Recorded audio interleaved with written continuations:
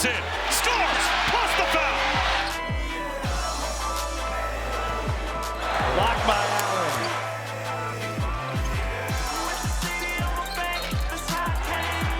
Allen lines in. Knocks it down.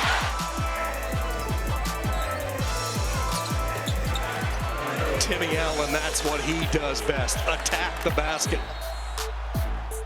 What a college career Timmy Allen has had. The only active player in all of D1 basketball with at least 1,900 points, 800 rebounds, and 400 assists. Also top 5 individually in all of those categories among active Big 12 players. And he now joins us, the one and only Timmy Allen. Timmy, when you see those stats, I know you're trying to focus on each game, but when you look at your career as a whole in college, what do you make of it? I've been blessed, and I've been fortunate to play for a long time for for a good university in the University of Utah, and now here at Texas. And I'm just trying to take advantage of it, and I'm just trying to live every day to the fullest and take advantage of every opportunity I have. Work hard, make my team better, try to win games, and just try to impact winning. And the stats are just the show of that. We like to talk about the stats. You don't have to. But we do like to talk about your stats from last year, leading the team in scoring. You finished as the team leader. So what made you decide to come back? Because I know the opportunity was there to move on, try and play at the next level. How tough was that decision? It wasn't very tough. Yeah. I had my mindset on coming back. I knew I had some things I wanted to get better with, team-wise, individually. I think there was more on the table for us to win. And I think we took a step in the right direction with our first NCAA tournament win, but I think there's a lot more on the plate. And we're chasing championships here. One tournament win's not enough for us. So that was my real main goal coming back. And just being a better person, trying to grow. I'm 23 now, I'm getting old. So I'm just trying to be a better individual, a better teammate, and I'm just trying to impact winning. When you look at your game this year, what do you think you're most improved at compared to a year ago? I think I'm really secure in myself and what I do for the team. I don't really try to focus on one thing when I play, instead of focus on a lot and try to rebound, pass, score, defend, whatever the team needs that night. There's some nights I'm scoring more, some nights I'm passing more. I'm just trying to impact and just being really secure in myself and knowing what I do well and staying away from the things I don't do well it's been really good for me, and it's stirred up some of my loose ball turnovers and things of that nature. It's interesting. Do you think as a younger player, during the offseason you're trying to work on whatever it is, rebounding, scoring, but as you get older, it's more of the mental aspect, like you said, being more comfortable in your own skin? Yeah, just growing. And I think that all comes with just knowing the game, playing the game, especially in the Big 12 Conference, where it's the best league in the country, and just experience.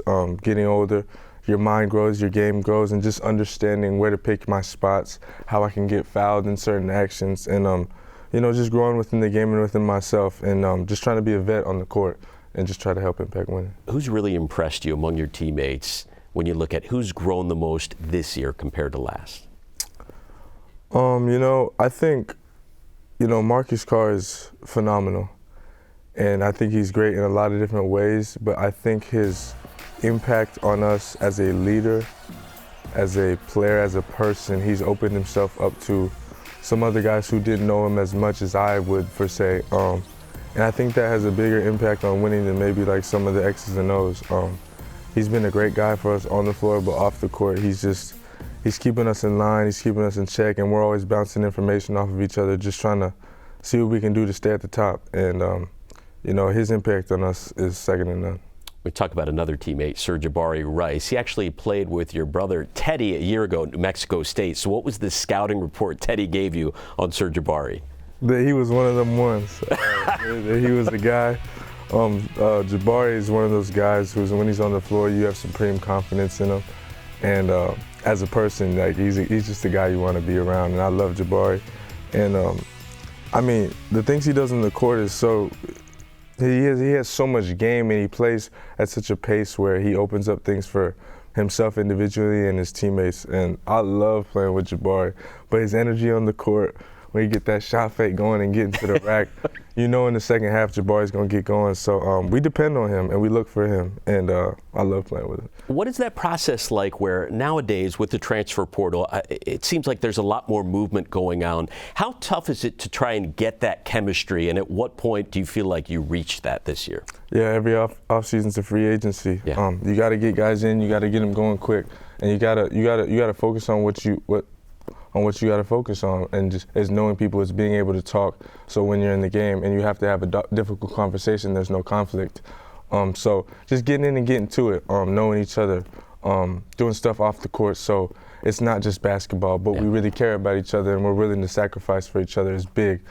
So to your point, it's very important. Coach is going to rejoin us in a second. How would you best describe Rodney Terry's style of coaching? First of all, style, fly guy. He's a pretty nice dressed guy, pretty well dressed in nice shoes. He came ready to go for TV today. Yeah, for sure. Coaching style, he inspires me, he inspires us. He has a great level-headed approach. He's never too high, never too low. And he's not scared to coach us. You never want to play for a coach who's not going to get on you or who's not going to hold you accountable. There's been days where he's had to get on me, and I take that, and I appreciate that. And that's something you got to want. But he's a great coach. He's been here, man. I've said that a bunch. He knows what he's doing, and if there's one guy who's I know can do this job, it's Rodney Terry. And I'm just glad he's my coach. I'm glad he's here for me. Before we let you go, you're going to be graduating this spring, and I know one of your goals to your mom before she passed was that you were going to get your college degree. How does it feel knowing now that that is going to happen? It's surreal. I never thought about this day. I never thought about graduating, not a day in my life. I care about basketball.